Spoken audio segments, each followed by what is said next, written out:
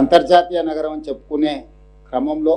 అంతర్జాతీయ ప్రమాణాలతోని రవాణా సౌకర్యాలు ఉండాలి అని 2004 ఆనాటి ప్రధానమంత్రి డాక్టర్ మన్మోహన్ సింగ్ గారు, యూపీఏ చైర్పర్సన్ శ్రీమతి సోనియా గాంధీ గారు,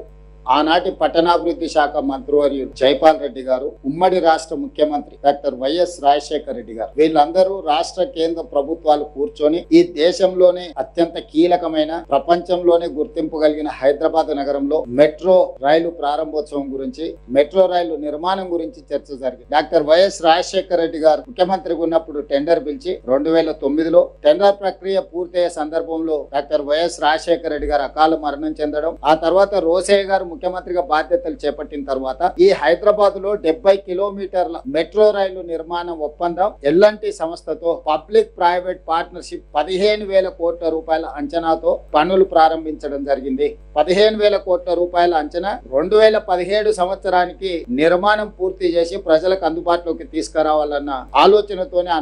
ఆనాటి ప్రభుత్వం పనులు ప్రారంభించి జూన్ 2, 2014 నాడు తెలంగాణ రాష్ట్రం ఏర్పడడం, దాంతో నిర్మాణ పనులు ఆగిపోయి 2017లో ప్రారంభించాల్సిన ప్రాజెక్టు 2014 నుంచి 2017 వరకు నిర్మాణం ఆగిపోవడంతో నిర్మాణం ఆలస్యమయ్యి 2020 సంవత్సరానికి గాని మెట్రో పనులు పూర్తి కాలేదు. అక్కడికి కూడా గౌలిగూడ నుంచి చాంద్రాయన్ గుట్ట వరకు ఫలక్నామా ప్యాలెస్ ఆ ప్రాంతంలో 5 కిలోమీటర్లు నిర్మాణం చేయకుండానే వదిలేసే పరిస్థితి వచ్చింది.